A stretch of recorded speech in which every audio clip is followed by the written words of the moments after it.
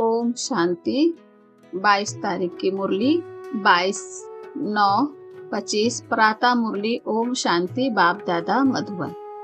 बाबा कहे, मीठे बच्चे, अपने दिल पर हाथ रखकर पूछो कि बाबा जो सुनाते हैं क्या हम सब पहले जानते थे?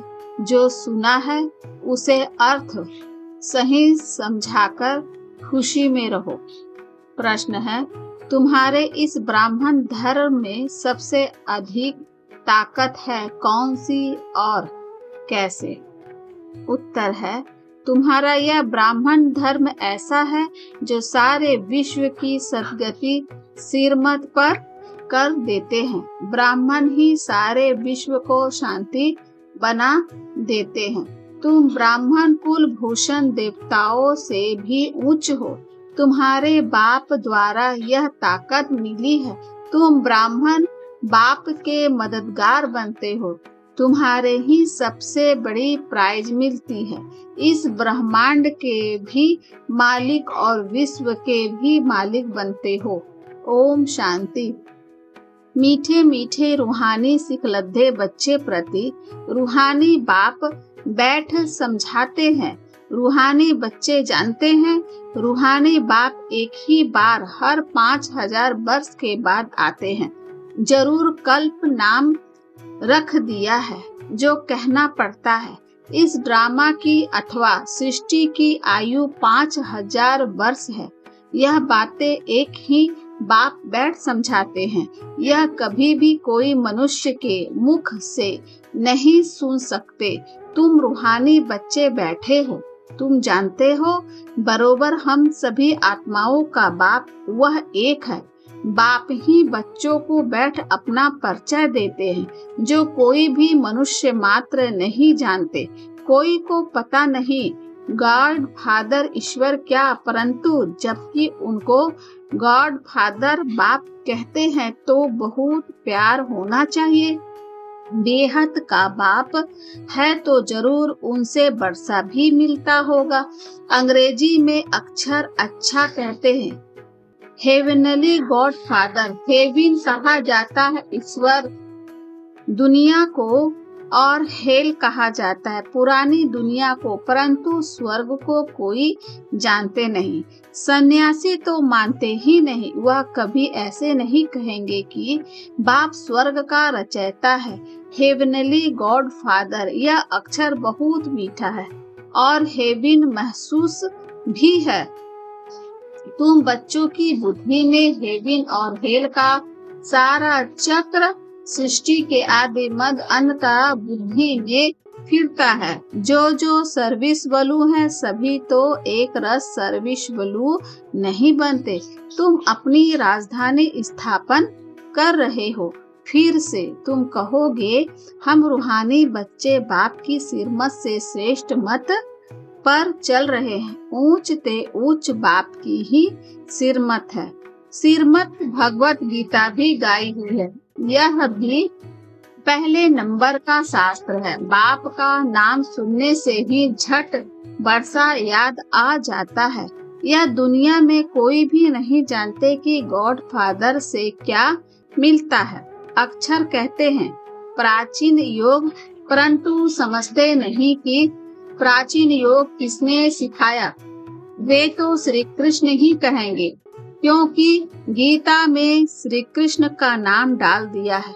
अभी तुम समझते हो बाप ने ही राजयोग सिखाया जिससे सब मुक्ति जीवन मुक्ति को पाते हैं। यह भी समझते हो कि भारत में ही शिव बाबा आया था, उनकी जयंती भी मनाते हैं, परंतु गीता में नाम गुम होने से महिमा ही भी गुम हो गई है जिससे सारी दुनिया को सुख शांति मिलती है। उस बाप को भूल गए हैं। उनको कहा ही जाता है एकज भूल का नाटक। बड़े ते बड़ी भूल यह है जो बाप को नहीं जानते। कभी कहते वह नाम रूप से न्यारा है, फिर कहते कच्छ मच्छ अवतार है, ठीक कर भीतर में है। भूल में भी भूल होती जाती है। सीढ़ी नीचे उतरती जाती है। कला कम होती जाती है तो तमो प्रधान बनते जाते हैं। ड्रामा के प्लेन अनुसार जो बाप स्वर्ग का रचयिता है, जिसने भारत को स्वर्ग का मालिक बनाया, उनको ठिक्कर भीतर में कह देते हैं। अभी बाप समझाते हैं, तुम सीढ़ी कैसे उतरते आए हो, कुछ भी किसी को पता नहीं है। ड्रामा क्या है पूछते रहते हैं। यह दुनिया कब से बनी है, नई सृष्टि कब थी, तो कह देंगे लाखों वर्ष आगे। समझते हैं पुरानी दुनिया में तो अभी बहुत वर्ष पड़े हैं। इसको अज्ञान अंधियारा कहा जाता है। गायन भी है, ज्ञान अज्ञान सफरुद्य, अज्ञान अंधेरे विनाश। तुम समझते हो रचयिता बाप जरूर स्वर्ग ही रचेंगे। बाप ही आकर नर्क को स्वर्ग बनाते हैं। रचयिता बाप ही आकर सृष्टि के आदि मध्य अंत का ज्ञान दे सुनाते हैं, आते भी है अंत में। टाइम तो लगता है ना, यह भी बच्चों को समझाया है। ज्ञान में इतना समय नहीं लगता है जितना याद की यात्रा में लगता है। 84 जन्मों की कहानी तो जैसे एक कहानी है। आज से 5000 वर्ष पहले किन्हों का राज्य था, वह राज्य कहाँ गया? तुम बच्चों को अब सारी नॉलेज है। तुम हो कितने साधारण, अजामिल जैसे पापी, अहिल्या, कुब्जाए, भिल्लियाँ, उनको कितना उच्च बनाते हो। बाप समझाते हैं, तुम क्या से क्या बन गए हो। बाप आकर समझाते हैं, पुरानी दुनिया का अब हाल देखो क्या है। मनुष्य कुछ भी नहीं जानते कि सृष्टि का चक्र कैसे फिरता है। बाप कहते हैं, तुम अपने दिल पर हाथ रखकर पूछो, आगे यह कुछ जानते थे? कुछ भी नहीं, अभी जानते हो। बाबा फिर से आकर हमको विश्व की बादशाही देते हैं। कोई भी बुद्धि में नहीं आएगा कि विश्व की बादशाही क्या होती है। विश्व माना सारी दुनिया। तुम जानते हो, बाप हमको ऐसा राज्य देते हैं जो हमसे आधा कल्प तक कोई छीन नहीं सकते। तो बच्चों को कितनी खुशी होनी चाहिए। बाप से कितना बार राज्य लिया है। बाप सत्य है, सत्य शिक्षक भी है, सतगुरु भी है। कब सुना ही नहीं, अभी अर्थ सहित तुम समझते हो। तुम बच्चे हो, बाप को तो याद कर सकते हो। आजकल छोटेपन में ही गुरु करते हैं। गुरु का चित्र बनाए फिर गले में डालते हैं, वे घर में रखते हैं। यहाँ तो बंडर है। बाप शिक्षक सतगुरु सब एक ही हैं। बाप कहते हैं, मैं साथ में ले चलूंगा। तुमसे पूछे क्या पढ़ते हो, बोलो हम नई दुनिया में रजाई प्राप्त करने लिए राजयोग पढ़ते हैं। यह है ही राजयोग। जैसे बैरिस्ट्री योग होता है तो जरूर बुद्धि का योग बैरिस्टर तरफ जाएगा। टीचर को जरूर याद तो करेंगे ना। तुम कहोगे हम स्वर्ग की रजाई प्राप्त करने के लिए ही पढ़ते हैं। कौन पढ़ाते हैं? शिव बाबा भगवान। उनका नाम तो एक ही है जो चला आया है। रथ का नाम तो है नहीं। मेरा नाम है ही शिव। बाप शिव और रथ ब्रह्मा कहेंगे। अभी तुम जानते हो यह कितना वंडरफुल है। शरीर तो एक ही है। इनको भाग्यशाली रथ क्यों कहते हैं? क्योंकि शिव बाबा की परविष्टा है तो जरूर दो आत्माएं ठहरी। यह भी तुम जानते हो। और किसी को तो यह ख्याल भी नहीं आता। अब दिखाते हैं भाग्यशाली ने गंगा लाई। क्या? अब दिखाते हैं भागीरथ ने गंगा लाई। क्या पानी लाया? अभी तुम प्रैक्टिकल देखते हो। क्या लाया है? किसने लाया है? किसने प्रवेश किया है? बाप ने किया ना। मनुष्य में पानी थोड़े ही प्रवेश करेगा। जटाओं से पानी थोड़े ही आएगा। इन बातों पर मनुष्य कभी ख्याल भी नहीं करते हैं। कहाँ भी जाता है, रिलीजन इज माइट। रिलीजन में ताकत है। बताओ सबसे जास्ती किस रिलीजन में ताकत है? ब्राह्मण रिलीजन में।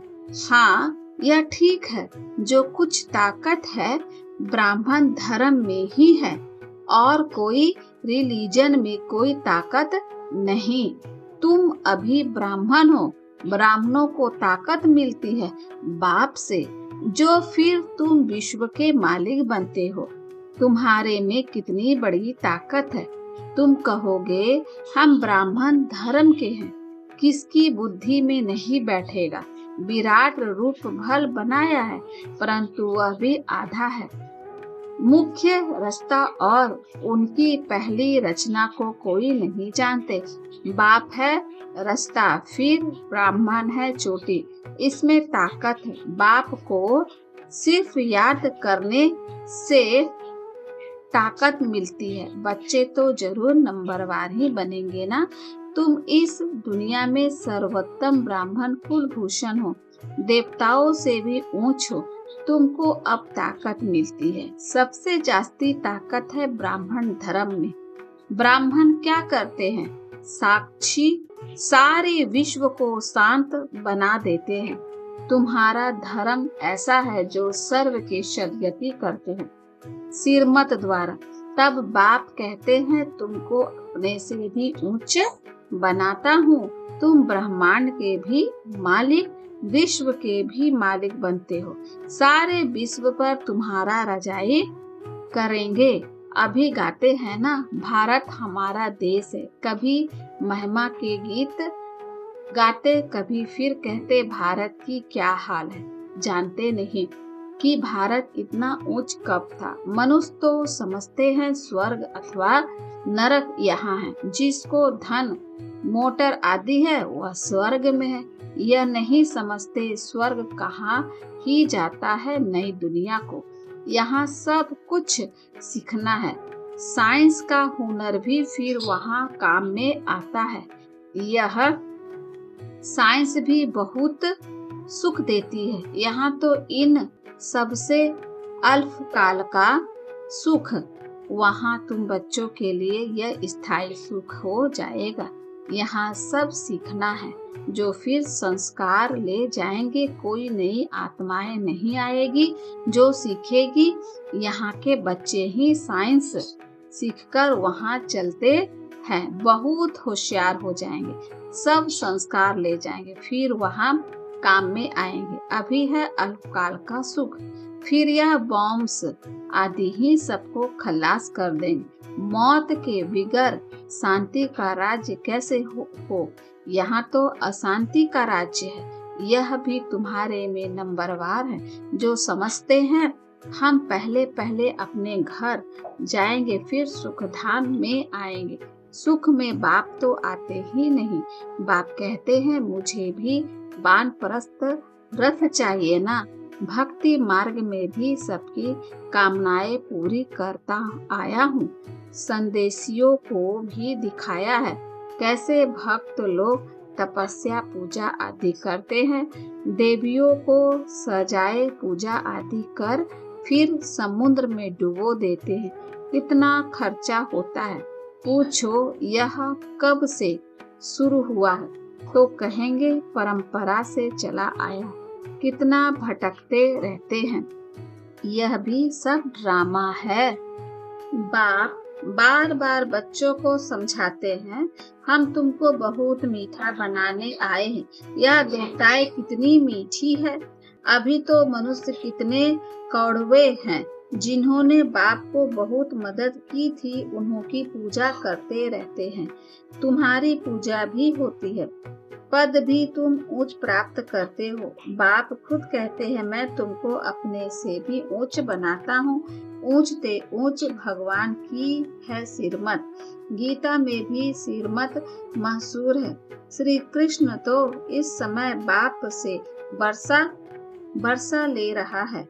श्री कृष्ण भी इस समय तो बाप से वर्षा ले रहा है। श्री कृष्ण की आत्मा के रथ में बाप ने प्रवेश किया। कितनी वंडरफुल बात है। कभी किसकी बुद्धि में आएगा नहीं। समझने वाले को भी समझाने में बड़ी मेहनत लगती है। बाप कितना अच्छी रीति बच्चों को समझाते हैं। बाबा लिखते हैं, सतो प्रधान ब्रह्मा मुख वंशावली ब्राह्मण।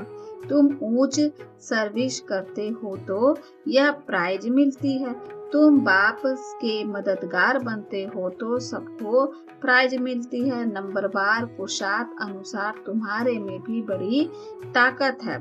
तुम मनुष्य को स्वर्ग का मालिक बना सकते हो। तुम रूहानी सेना हो। तुम यह बैज नहीं लगाओगे तो मनुष्य कैसे समझेंगे कि यह भी रूहानी मिलिट्री है। मिलिट्री वालों को हमेशा बैज लगा हुआ होता है। शिव बाबा है नई दुनिया का रचयिता। वहाँ इन देवताओं का राज्य था, अब नहीं है। फिर बाप कहते हैं, मन मना भवा दे सहित सब संबल छोड़ मामेकम याद करो तो श्री कृष्ण की डिनाइस्टी में आ जाओगे। इसमें लज्जा की तो बात ही नहीं। बाप की याद रहेगी। बाप इनके लिए भी बताते हैं।